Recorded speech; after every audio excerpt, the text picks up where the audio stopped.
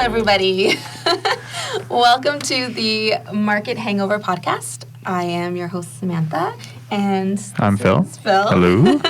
And we are joined today by Julie, and her company is called Joy by Julie Beauty, right? Yes, that's right. Every time we talk about you at home, it's we refer to you as Joy by Julie. Yeah. Well, thank you for having me. So we brought you on board. I'll tell you why. Is because we had you at a few of our markets, I believe. And one thing that I was just blown away by and so impressed with was your product knowledge. You immediately told us about what you were selling in detail, and you told us all about the ingredients and what they could do for your skin and your body, and I was like, this is a girl who knows what she's talking about. She knows what she's doing with her product, and I think that's so important as a small business coming into the market space is just to know what you're selling people. And so I wanted to bring you on board and chat a little bit about how you got your start, what kind of brought you into cosmetics and skincare, and how you became so knowledgeable about the ingredients and why it's important to be knowledgeable about the ingredients. Well, thank you for having me. Yeah. So we can start with, how did you get into skincare? I guess it was something that I was always a little bit interested in. Do you want me to get into my backstory a little bit? Sure. Because sure. I kind of have to. Yeah. I kind of have to go there. Let us have it. So when I was in my 20s, I was diagnosed with Hodgkin's lymphoma, which is a cancer of the lymphatic system. And after that time, I started to get interested in more natural things, and there's a known environmental factor related to Hodgkin's lymphoma. So I was looking for ways to reduce chemicals and, do things healthy and natural. And it was something that I was interested in, but I didn't dive deep into it. But then 20 years later, I was diagnosed with breast cancer, which was a direct result of the radiation I received for the Hodgkin's lymphoma. And during my time off, I started to dive into it. Naturally, yes. Yeah, and it was a way to, keep me busy, right? Yeah. Also, just to kind of follow a passion and I want to be able to share this with people. We don't have to have cosmetics that are full of garbage, full of endocrine disruptors and, phthalates and parabens and all kinds of other nasty stuff. We can choose a healthy, natural route, to natural beauty. And it's not easy to do that. Like, I didn't go down the same path, but I was researching and looking into products that are natural and good for your skin and good for the environment.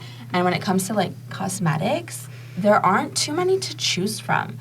So is that part of the reason why you made your own? Yeah. Well, the skin is the largest organ in our body, so we absorb everything through our skin, and it doesn't, it can go through to the blood and through to the cellular level. Wow. So,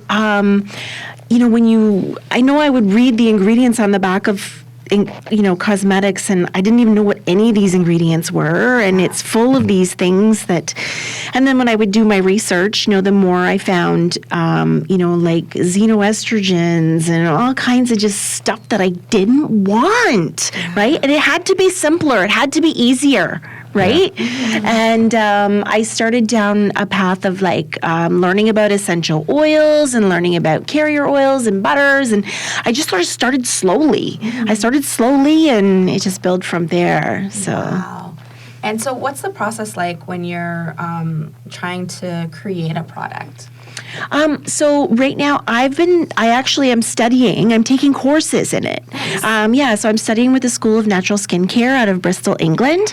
And, it's just been fabulous. Like they teach you all about the different oils and the butters. And Exactly. Cool. Right. And do they teach you how to blend Yes. together? Yes. It's all chemistry. Yeah. It's all chemistry. There's like an oil phase and a water phase and a cooling phase. And there's like Were you good at chemistry in school? I was, actually. Amazing. Awesome. So it's a natural calling. Yeah, I guess so. It's a lot of fun. What would you say is your, like, the product or the ingredient that you use the most in your products?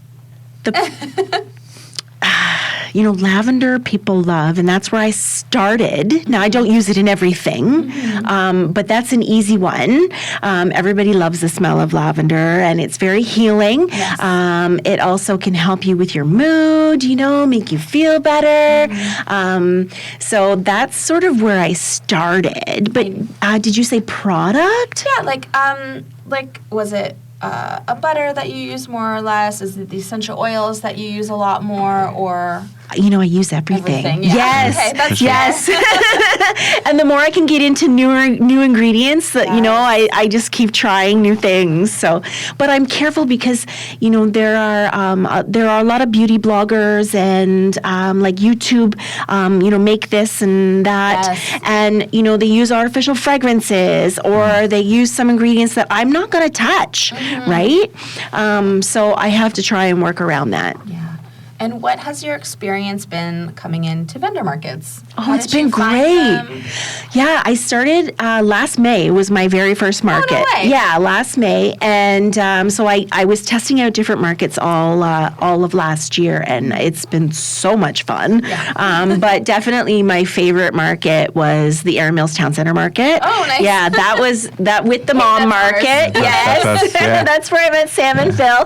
And it's a lot of fun. You meet a lot of people. You do. Right? Yeah. And people that come up and then, you find that they share the same passion as you, right? Yeah. So, it's a lot of fun. It's been good. Yeah. And it sounds like you've been on quite the ride to get to this point. Yeah. What would you say your lead up time has been between discovering these ingredients, making the products, and then putting them out there in the space? Like if there's somebody who is out there and they're looking to get into a small business and make their own products or try and sell what they're making, give them a time frame. What time frame did you work with? What do you think is realistic for them? Now, of course, I didn't outline a timeline and then follow it. I just sort of, I was winging it. But As it most was people do. right. Yeah, most people, It was yeah. probably a year. Yeah. It was nice. probably about a year. I started selling to family and friends the Christmas before, but I was experimenting with. I just started with a body butter. That's where I started. It was the very first product I made was a body butter, and that would have been probably a year prior to when I started doing markets. But honestly, my advice would be take your time. Go slower. Don't just jump in the way I did. Did you test your products out on a lot of Yeah. family and friends and people Yeah. you knew to get feedback? Yes. What was some of the feedback you got at first? I don't know. I don't even remember. One of my earlier products, which is still my bestseller, is my beautifying elixir, and it's a facial oil. And I found that people loved it, and I was like, really? Really? Something I made? Yeah. And people were coming back for more. So That's a good sign. Yeah, that that's always was good. that was good. That's So. awesome. I was using a deodorant for a while that I thought was natural, and then I found out the scents weren't Yeah. right, Yeah. and then it Yeah. tricked me, and I was pretty Pretty upset by I was pretty mad about Have that. you ever Yeah. heard of the cosmetic database? Yeah. Oh, you mean the list of whether it's safe or not? Yes. Yeah, I've looked at that. The Yeah. Environmental Working Group. Yes, Yeah. exactly. Yeah. Name dropping. Yeah. That's who I started following 10 years ago, was the Environmental Working Group. And they put together this cosmetic database where you can register your product and then get their kind of sign of approval where they literally look through your ingredients and give you a number rating based on the chemicals in your product and whether or not they're carcinogenic.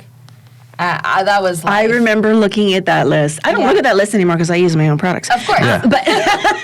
But actually, that's something I should look into. Look into yeah, maybe, get yeah. myself on the list. Oh my God, yeah. For because sure, it yeah. makes things so much easier. And I mean, when I went through that journey, things have changed, and I buy new things every now and then when something stops working.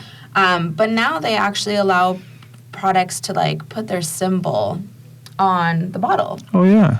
I don't know if you have to pay for that or not. I'm not sure what the process is, but it literally made my life easier when I was looking for shampoo the other day. And I was like, because I don't ever buy shampoo anymore from like Shoppers or anything like that. Phil has some background in the hair industry and like either even like salon quality stuff. Like I try not to touch it. I try and get like something that's better for the environment.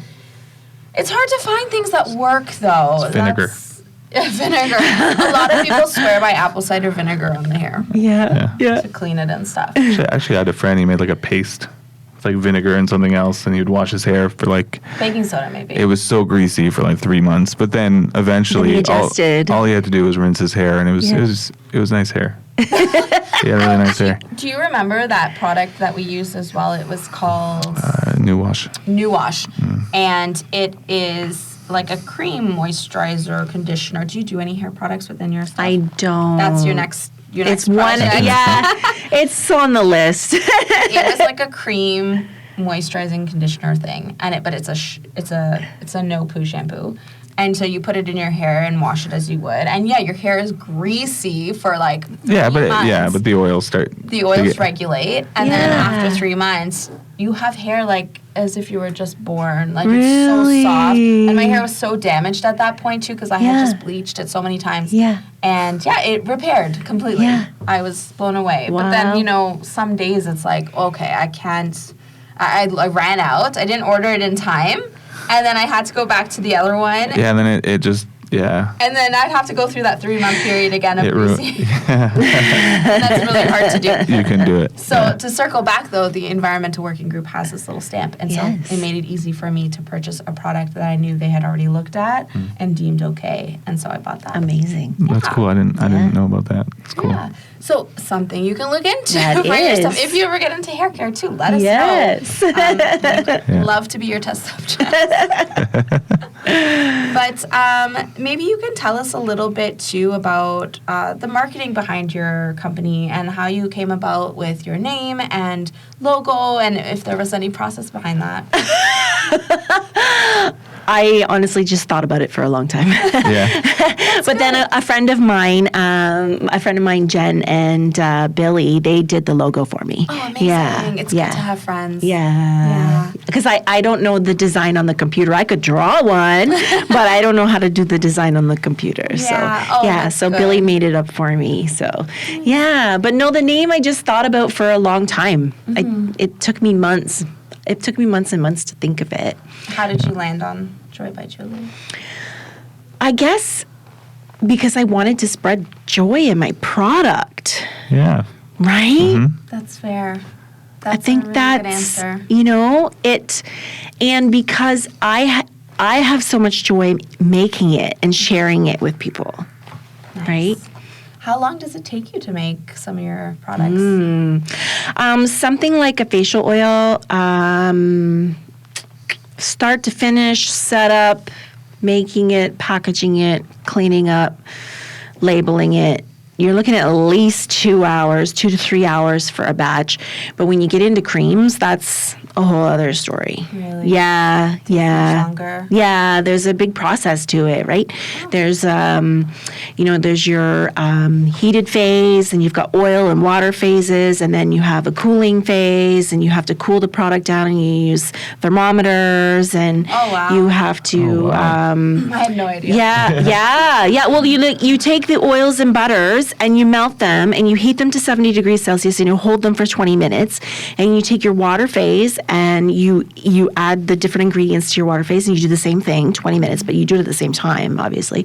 And then you emulsify them, and then you have to cool them down to 40 degrees Celsius, and then you add your cooling phase ingredients, and then, you still have to package everything, and you still have to label everything, and you have to clean up the mess, right? It's hard work. There's a lot to it. Yeah, there's a lot to it. Do you do this company full-time? No, I work full time. It's your passion project? Yeah, it's my passion project. That's a good name for it. Now, I just started working again, so, but I was doing it during my time of recovery from the breast cancer.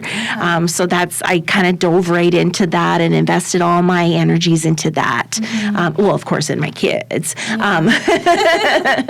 But yeah, it's my passion project. Very nice. Yeah. Let's talk a little bit about labels. Oh, yeah, labels. Okay. What are some of the labeling requirements for products like skincare? Yeah, so Health Canada has a list of requirements for you to even be able to sell your skincare. So the first step actually is getting a Health Canada cosmetic number. So you have to go into a form. It's a Health Canada cosmetic notification form, and you go in and you put your name and the name of the product and all of the ingredients and the concentrations of the ingredients, and then they will approve you or not approve you, right? So different ingredients are restricted at certain quantities and such, right? So simple things that are very simple and very natural, like a facial oil or a body butter that doesn't contain any preservatives or anything like that, you'll get a number for that pretty fast. But once you get into creams and because you have to use a preservative system, it's required by Health Canada to use a preservative system anytime you use water, and I use the most natural preservative system that I can, but those ingredients have to be vetted by Health Canada first. So that's the first and most important part, is getting that Health Canada cosmetic number before you can sell. And you get that different number for each product. Okay. Yeah, and if you make revisions to your formulation, you have to get an amendment made.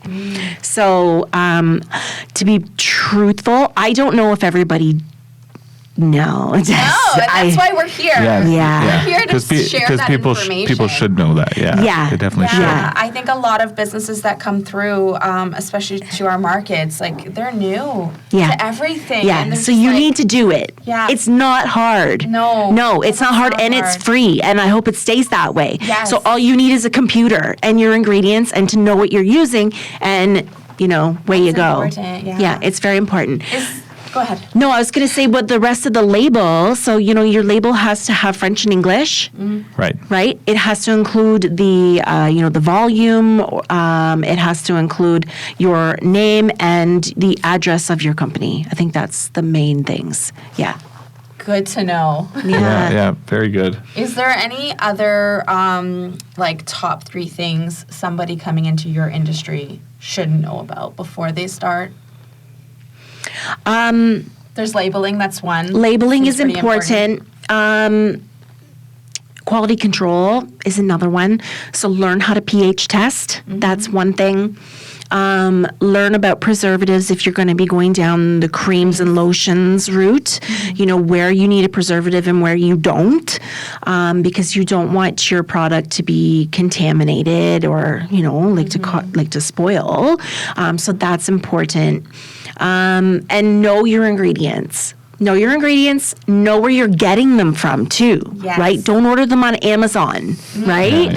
There are select ingredients that I have ordered from the UK or from, I think one comes from Germany. These are all suppliers. Yeah, which is very expensive, but sometimes that's the only place I can find something. But I have wonderful suppliers in Canada. Actually, I've got a great supplier in Mississauga.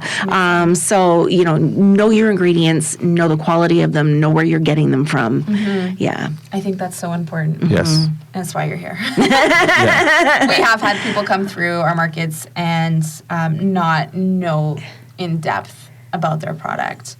And I think for a consumer, that's a red flag. So if anyone is trying to get into skincare or cosmetics, 100% understand what you're putting into your products fully. And I guess the whole studying and going through the school that you're going through, and I'm sure there's others around that people can attend as well. I think there is. Yeah. There's other places. I mean, I would highly recommend the School of Natural Skincare. But, something else that I've noticed, because if you want to get on, if you want to talk about, what you should do in this industry in order to be safe and to be meeting all regulations, is what I see is people advertising healing balms. You need a drug identification number for that. Ah, okay. Right. To use the word healing. Anything healing. Anything that could be advertised as a medicine, you need a drug identification number for that. That's important. And that is a whole thing that I will not go down. I am sticking with cosmetics. This will make your, this might reduce the appearance of wrinkles, That's as far as I would go. That's good, yeah. And I guess would that fall under labeling sort of, or the right numbers in place? Yeah, well, a drug identification number is a whole other thing. Game. Yeah, that's a big deal. That's a good thing to know. That's a big deal. What are some things that you would recommend not doing, or other mistakes that you see people making in the industry? Or was there any mistakes you made in the beginning that you'd probably go back and never do again? I made lots of mistakes. I think one piece of advice I have is not to rush it to market. So, don't make something, love it, and start selling it within the same week, right? Make sure you test it on yourself for a while, get your family and friends to try it, see what they think. Don't just get excited and say, "Whoa, this is amazing, let's sell it." Just slow down. Yeah. That's my biggest piece of advice. I love that. I think that's perfect. Yeah. One step at a time. Yeah. There you go. Yeah. That's not me. So that's why I'm recommending you slow down. Don't make the same mistakes as me. I am 100% the same way. When I have an idea in my head, it's like go time. Yeah, exactly. Exactly. We're the doers. Right? Yeah, exactly. We bring things to fruition. Yeah. Yeah. Perfect. Well, I think that's about all I had, Phil. Yeah, for sure. That's awesome. Where can everybody listening find you online?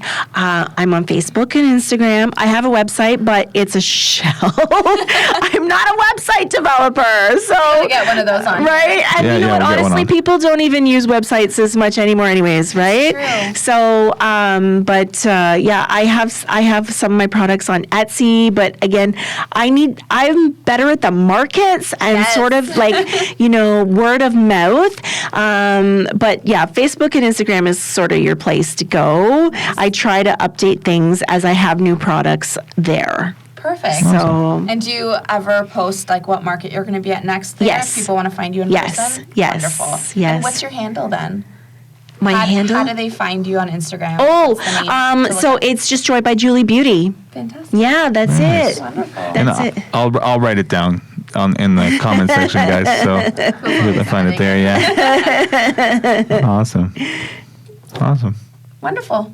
Well, thanks for tuning in, guys. Yeah. Thanks for coming out. It was a Thanks pleasure for having me. you. And we'd definitely love to have you back. Okay, that sounds good. Awesome. All right. Okay, take care. thank you. Bye. See you guys.